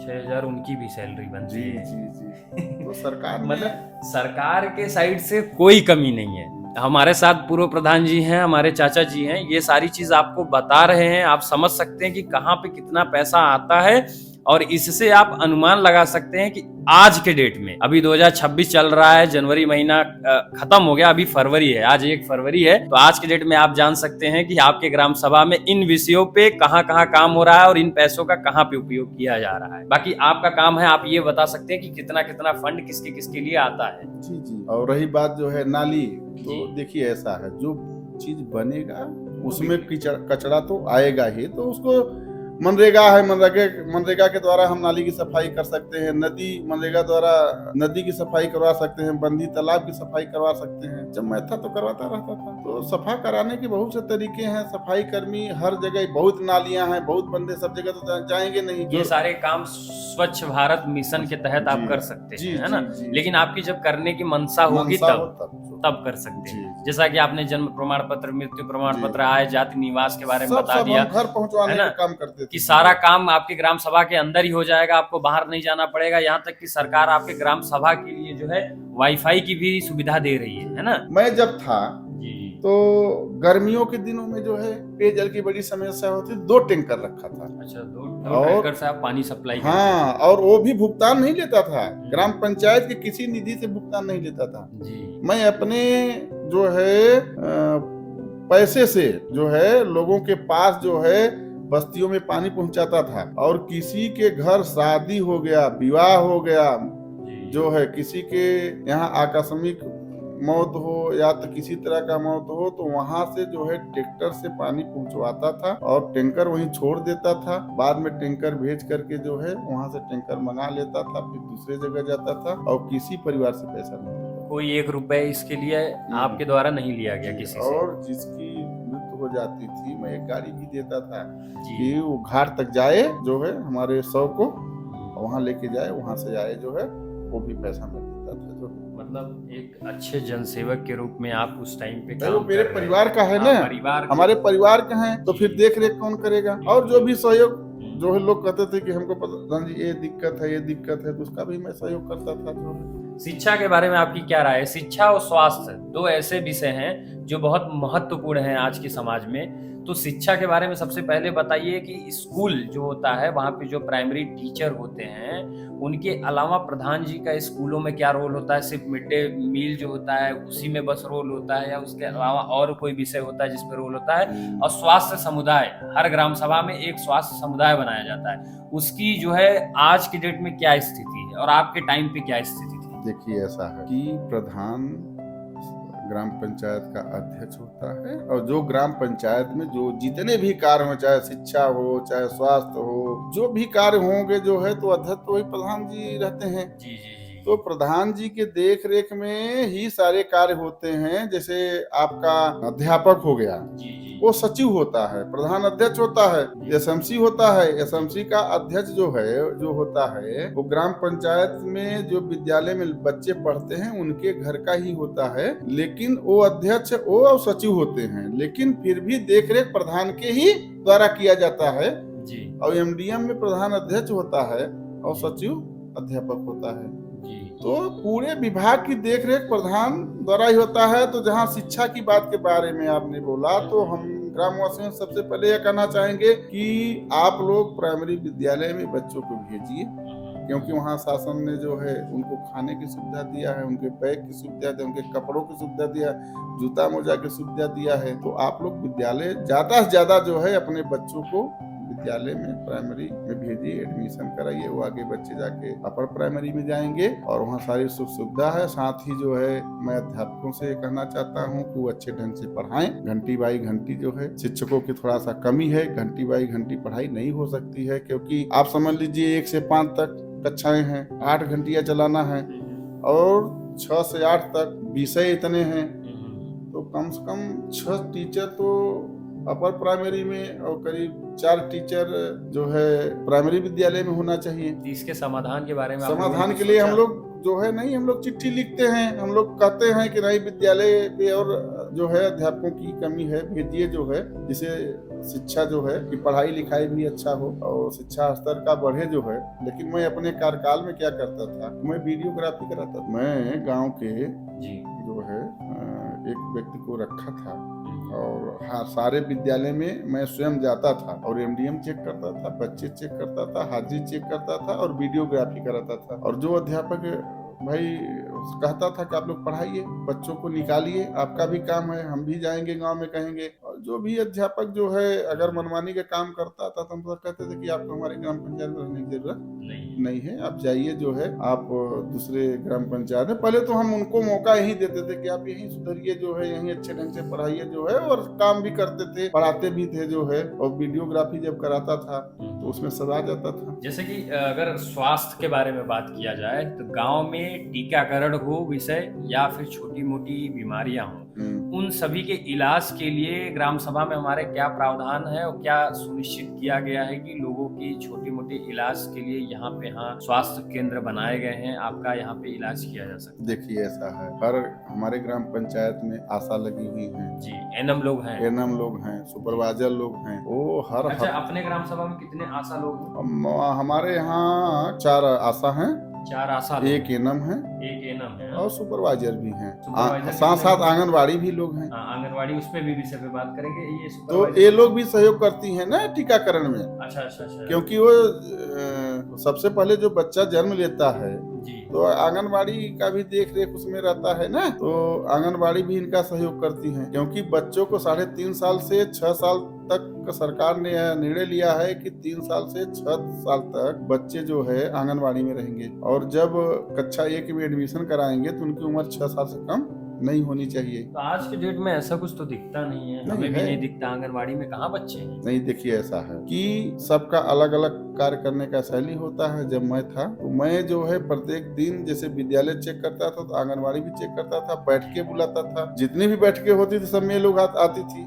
अपना काम करती थी। तो और एक आपको बताएं बात जो है कि मैं तो जैसे वीडियोग्राफी कराता था, तो एक बार हमें जो है गांव के एक व्यक्ति मिले, उन्होंने हमसे कहा जो है कि प्रधान जी हमके क्या बताइए, तो बोले जो है कैसा है, दूधवा में पानी रहला जौन बहा, तो हमके दूधवा में पानी रहला, हम तो देख रेख कर रहे हैं दूधवा में पानी कैसे हो गया।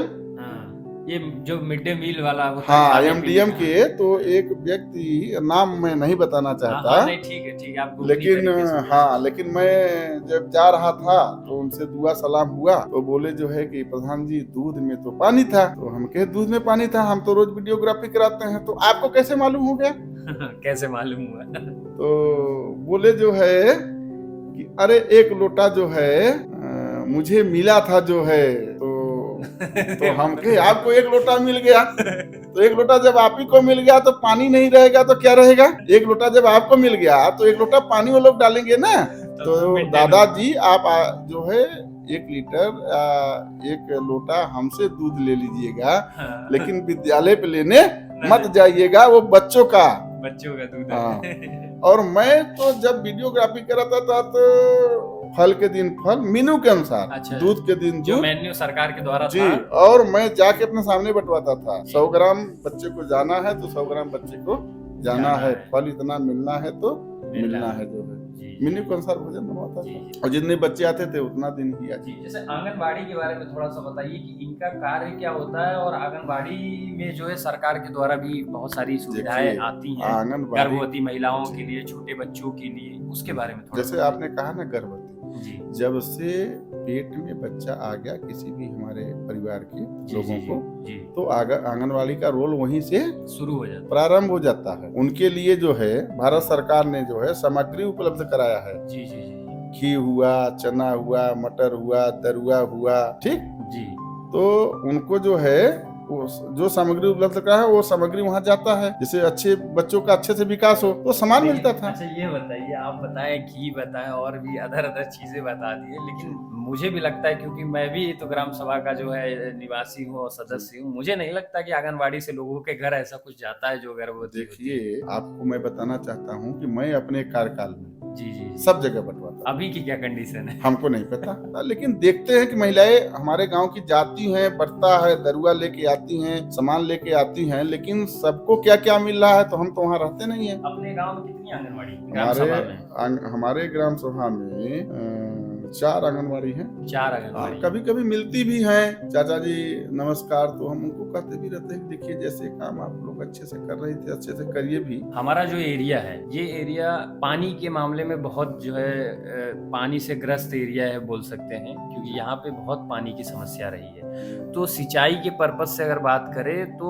ये जो नहर आई हुई है, एक तो नहर जो मड़िहान साइड से आई है, दूसरी नहर जो यहाँ हमारे जहाँ बैठे हैं जस्ट पीछे अमोई से निकली हुई है। हाँ, लेकिन हमें जहाँ तक समझ में आता है कि हमारे ग्राम सभा के 80 से 85% जो एरिया है वो एरिया इन दोनों नहरों को इस्तेमाल नहीं कर पाता है। एक तो नहर आती ही नहीं है और एक जो चलती भी है तो वो इस तरीके से निकल गई है कि हमारे ग्राम सभा में से ही निकली है, लेकिन हमारे ग्राम सभा के इस्तेमाल में नहीं है। कुछ एरिया छोड़ दिया जाए 10-15% एरिया, बाकी सब जो है बिना पानी के रहते हैं। तो इसके बारे में क्या मतलब इसका समाधान कैसे निकाला जा सकता है कि आने वाले समय में जो है बराबर नहरें चलें और ये भी एरिया जो है पानी से संपन्न रहे? देखिए, ऐसा है, हमारे क्षेत्र के लोगों का, किसान जो है देश की रीढ़ है। जी जी जी। तो हमारे जो किसान है ना, जी जी, बड़े मेहनती हैं। तो करीब जो है 30% जो सिरसी नहर निकली है, जी जी, चाहे पाइप द्वारा, चाहे समरसेबुल से कुछ लगा के पानी ले जाना, नालियों से ले जाना, तो 30% सिंचाई हो जाती है। जी जी, साथ में धनरौल नहर जो है साल में, पहले तो नहीं आती थी, अब प्रत्येक जो है उसमें रबी हो चाहे खरीफ हो, सीजन में प्रत्येक सीजन में 2 बार नहर आ जाती। तो हमारा यह कहना है कि जो जल संचयन की बंधियां हैं, जो तालाब हैं, उनकी मरम्मत बराबर 5 साल पे होती रहे, जिससे वो पानी आए तो उसमें भर जाए। ठीक, उससे भी सिंचाई हो। क्या पहले क्या था, बरसात ज्यादा होती थी तो वही बंधों तालाबों से सिंचाई होती थी ना। लेकिन आज के डेट में जैसे समस्या ये है, नहर आ रही है लेकिन नहर पूरी तरीके से नहर कंप्लीट नहीं है, बीच बीच में नहर को काट दिया गया है, जिससे पानी पूरी तरीके से आगे नहीं बढ़ पा रहा है, पहली चीज। और खास करके इस ग्राम सभा की अगर बात करें तो यहाँ तक जितनी हमारी जानकारी है, पानी सही तरीके से नहीं पहुंच पाता। इससे पहले ही बहुत जगह पे काट लिया जाता है, पहली चीज। और दूसरी चीज, थोड़ा बहुत पानी किसी तरीके से आ भी जाता है तो जो नहर से जुड़ा हुआ छोटा नाला है, वो उसकी कंडीशन, उसकी स्थिति आज के डेट में ऐसी है कि उसमें से पानी बह ही नहीं सकता, पूरा भट चुका है। समझ रहे हैं? इसके लिए आपको जागरूक होना पड़ेगा। जी जी जी। क्योंकि गांव में जो नालियां बनी हुई हैं जी, हम उसको जोत लेते हैं, उसको पाट लेते हैं। जी जी जी। तो जो नहर के बगल, देखिए, जब कोई चीज की कमी हो, और चाहिए सबको, किसी चीज की कमी हो चाहिए सबको, तो जो पास में रहेगा पहले वही न पाएगा। जो हमारे बड़ी वाली नहर हैं उसके बगल में, और जो माइनरे निकले हैं उसकी बगल में जो किसान हैं वो तो काट के अपना सिंचाई कर लेते हैं, और जो दूर के हैं, और जो दूर के हैं पानी कम आया वो पाते ही नहीं है। तो सबसे पहले आपको जागरूक होना पड़ेगा। जागरूक करते भी हैं, आप लोग नालियों को न पाटें, नालियों की सर सफाई हो हमेशा। वो जो सर सफाई ग्राम पंचायत से भी हो सकती है, लेकिन जो हमारे गांव वासी हैं, हमारे किसान हैं, जिनको पानी की समस्या है, वो पहले नाली जो है उस नाली को छोड़ रखें। जो है वो नाली अच्छे ढंग से, चाहे कच्ची ही नाली हो, वो अच्छे ढंग से बने। जो है समस्या ये है, जैसे हम अपनी बात करें, हमारा जन्म हुआ इसी ग्राम सभा में, और हम जब से जानने लायक हुए हमने खुद देखा है कि हमारे जानने से लेके अभी तक शायद 3-4 बार नहर आई होगी, शायद 3-4 साल नहर आई होगी। और 3-4 साल का मतलब मैं कह रहा हूँ कि उस साल में 2-3 दिन मात्र, 365 में 2-3 दिन सीजन में, मान लीजिए जैसे गेहूं सींचने का सीजन हुआ तो नहर 2 दिन चल गई, लोगों ने जो पानी पाया पहले आगे, वही वाली कहानी है, जो आगे था वो पाया वो सींच लिया, जो नहीं पाया वो नहीं सींच। उसी के लिए हम कह रहे हैं ना कि समस्या ऊपर तक मालूम है। तो कैसे इसका समाधान होगा? समाधान अभी तक तो नहीं हुआ। नहीं, समाधान हम जो है 24 साल के हो गए, तब तक नहीं हो पाया। अब आगे का तो पता नहीं। पहले बरसात ज्यादा होता था जी, पानी ज्यादा होता था जी, ठीक, लेकिन अब बरसात कम हो रहा है। इसको मानते हैं कि नहीं मानते हैं? बिल्कुल मानते हैं, बिल्कुल मानते हैं। तो नहर इतनी लंबी है और पहले खेती कुछ कम होती थी और फसलें ऐसे बोई जाती जिसको पानी कम चाहिए था। लेकिन आज का जो बात है, फसलें ऐसी बोई जाती हैं उनको पानी अधिक चाहिए और पानी बरसात कम हो रहा है। तो उसकी समस्या ये है कि जो है बंधे में पानी कम है, फिर भी सरकार अब ये लगा रही है अनुमान कि हम पानी को लेके जो है जाएं कहां से। तो सोन नदी से जो है बातचीत चल रही है कि वहाँ पे जो है पानी निकाल कर देने का जो है उस पर काम चल रहा है। जैसे ये मैं बात कर रहा हूँ, सोन नदी इतना दूर क्यों आप जा रहे हैं? जैसे हमारा मिर्जापुर है, आप भी जानते हैं, हमारे मिर्जापुर की बहुत सारी पहचान है, लेकिन उसमें मिर्जापुर की एक ये भी पहचान है कि यहाँ पे बहुत सारे बांध है, बहुत सारे डैम बने हुए हैं। जैसे यही बगल में ही आप थोड़ी दूर पे चले जाएंगे, आपको डैम मिल जाएगा, जो टंडम फाल, बिंडम फाल मिल जाएगा। ददरी है यहीं बगल में, सिरसी है यहीं बगल में, इतना बड़ा डैम, साल साल भर यहाँ पे पानी स्टोर रहता है। और हम खुद ये चीज जानते हैं कि यही हमारे सिरसी का ही पानी, हमारे ददरी का ही पानी कोरांव वाले बेल्ट में जाता है, जो कि प्रयागराज जिले में आता है कोरांव एरिया। उस बेल्ट से होते हुए हमारे आपके यहाँ का ही पानी जाता है। तो हम इतनी दूर क्यों बात करें? अगर हमारे घर से 10 किलोमीटर, 12 किलोमीटर, 15 किलोमीटर पे ही जल पर्याप्त मात्रा में उपस्थित है, तो हम सोन नदी की क्यों बात करें यहाँ से 80 किलोमीटर, 70 किलोमीटर? बात आपकी कहना जायज है, लेकिन एक चीज हमको यह देखना है, जब नहर निकलती है जी जी ना, हमारा क्षेत्र जो है पहाड़ी क्षेत्र है, जी ऊंचा नीचा है, जी जी ठीक ना? जी जी जी। तो जहाँ का पानी जहाँ जाएगा जी जी जी, वहां से ही नहर निकलेगी। तो सोन जो है ऊपर है और हमारा ग्राम पंचायत, हमारा क्षेत्र जो है नीचे है। जी जी, सिरसी से देखिए ना, अभी तो आपका जो है रायकल तक पानी आता है ना, वहाँ पे पंप लगे हुए हैं। जी जी जी। तो वहाँ का पानी जो है यहाँ तक आने में दिक्कतें पैदा हो रही है ना। किसी उपकरण के द्वारा पुश हाँ। नहीं किया जा सकता? नहीं, देखिए, ऐसा उपकरण ऐसा हो कि जिसमें ज्यादा लागत हो, कम लोगों को सुविधा मिले, मतलब इनपुट ज्यादा है, आउटपुट जी। कम। तो सरकार जो है हर चीज की देखती है, सारे जी। जेई लगे हुए हैं, सारे मिनिस्टर लगे हुए हैं। जी जी तो ये बात जेहन में है कि हमारा जो है ये आपका तहसील मड़िहान जो है असिंचित एरिया है, जी और यहाँ पानी लाया जाए, जी, उस पे काम चल रहा है। जी। अब जैसे आप समझ लीजिए बिहार को पानी जाना था, जी। बिहार तक ये आपका जो है, ये आपका जो निकला है, आपका एमपी से पानी हुआ है, बाण सागर योजना। बाण सागर तो बाण सागर आप देख लीजिए कहाँ से निकला हुआ है। पानी यहीं ददरी में था, यहीं सिरसी में आपको बोल रहे हैं, लेकिन वो पानी वहां से निकला, क्योंकि ये पानी जो है मैं वहां तक नहीं पहुंचा सकता, ठीक ना। वो पानी आके डैम हुआ है ददरी में, अब ददरी से फिर निकल के गया है। तो सरकार अपने अनुसार काम करती है कि हमको कहाँ सुविधा मिलेगी, कहाँ ज्यादा पानी मिलेगा, कहाँ से हमको जो है ले जाने में ज्यादा सुविधा होगी, तो वहीं से नहर देगी ना। तो सरकार से क्या मतलब, आप उम्मीद नहीं, पूरा उम्मीद है सरकार से। काम कुछ ज्यादा धीरे नहीं है, क्योंकि हमारे जानने में ही नहर नहीं चल रही थी, और हमारी उम्र आज के डेट में 23-24 साल हो गई, लेकिन अभी तक ये इस पे फोकस नहीं किया गया। हमें लगता है 23-24 साल तो बहुत बड़ा समय होता है, और ये समस्या हमें जहाँ तक लगता है कि आपके बचपने में हो सकता है शायद नहर चलती रही हो, उसके बारे में हमें जानकारी नहीं, आप ही बता सकते हैं। नहीं, चल रही थी हाँ। और कब से चलना बंद हुई? अब आप समझ लीजिए करीब 20-25-30 साल से। 30 साल से बंद है। लेकिन हम वही कहे ना, कार्य करने की सबकी अलग अलग शैली होती है। हमारे जनप्रतिनिधि अच्छे, इस पे दबाव डालने की जरूरत है।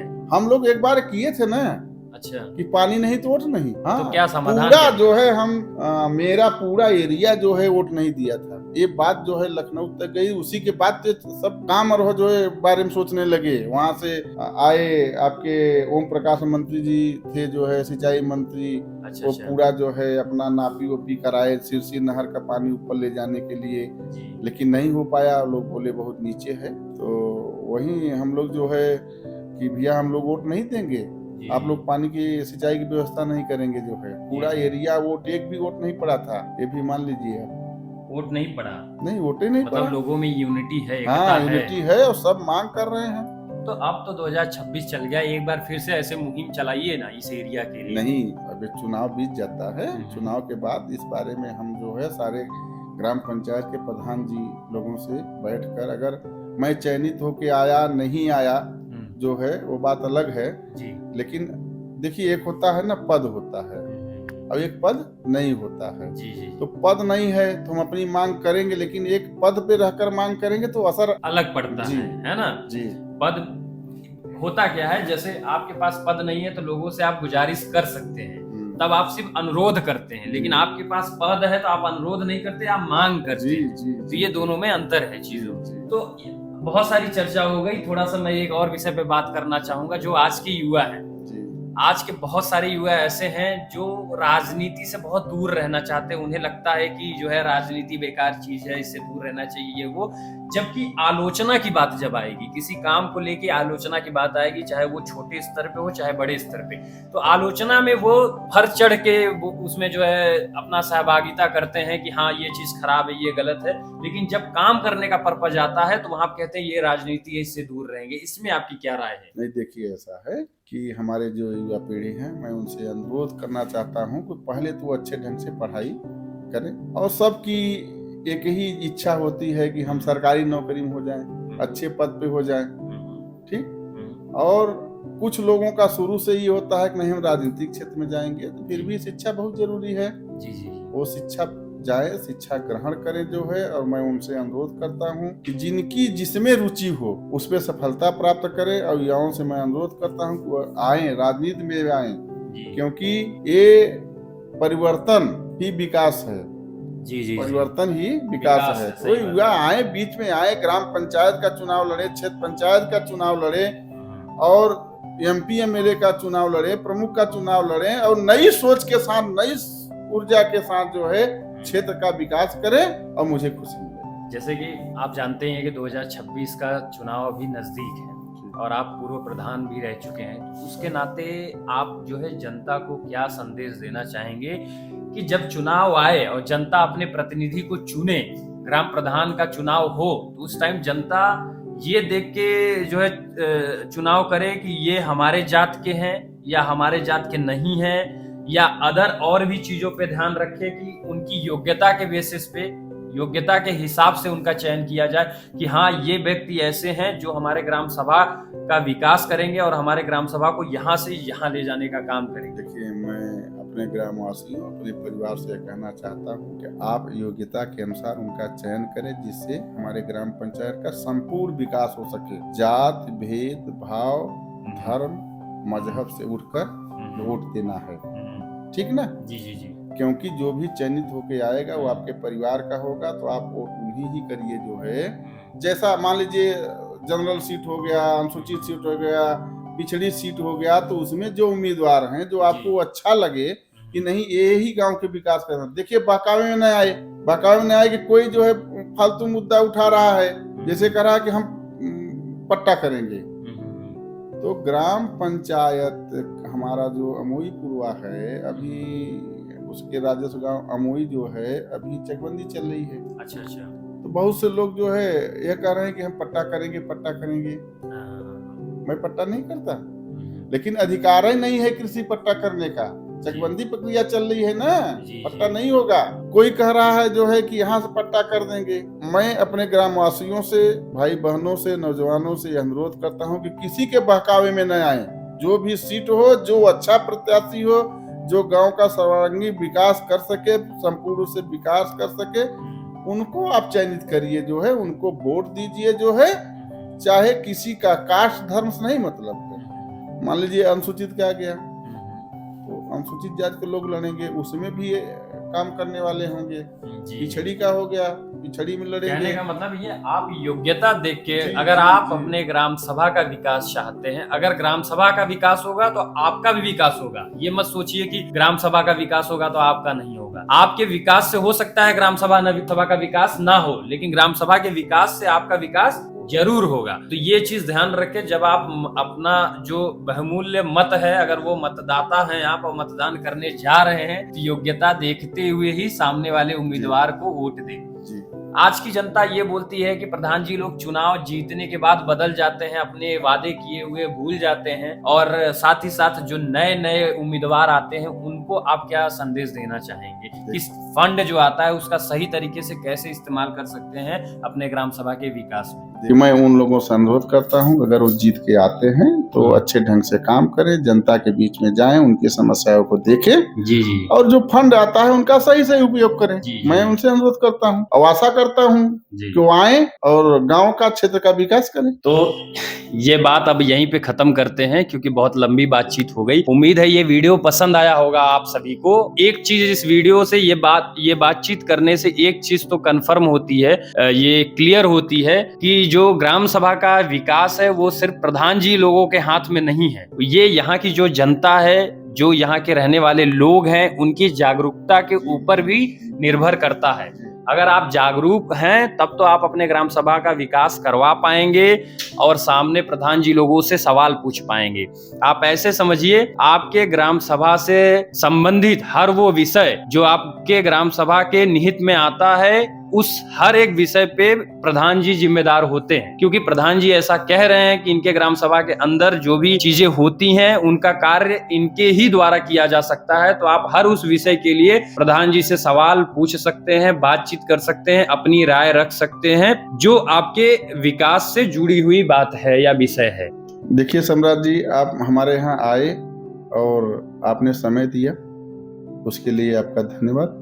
लेकिन साथ साथ यह भी मैं आपसे एक बात कहना चाहता हूँ जी जी जी कि मैं यहाँ जितने भी आपको अपने बारे में बताया जो है, तो अंतिम में यह मैं बताना चाहता हूँ कि कोई जो है असमंजस की स्थिति में न रहे। क्षेत्र पंचायत का चुनाव जो है मेरी धर्म पत्नी श्री सुमन जी 2000 में लड़ी थी और 2010 में भी वही महिला सीट था। क्षेत्र पंचायत का चुनाव मेरी पत्नी श्री सुमन सिंह जी ने लड़ी थी और चुनाव जीती। उसके बाद 2015 में हमारा ग्राम पंचायत अमईपुरवा समान सीट महिला के लिए हुआ, तो हमारी पत्नी जी ही जो है प्रधान पद पे जीत के आई, निर्वाचित होके आई जो है। तो मैं उनके हर कदम से कदम मिलाकर जन सेवा किया है।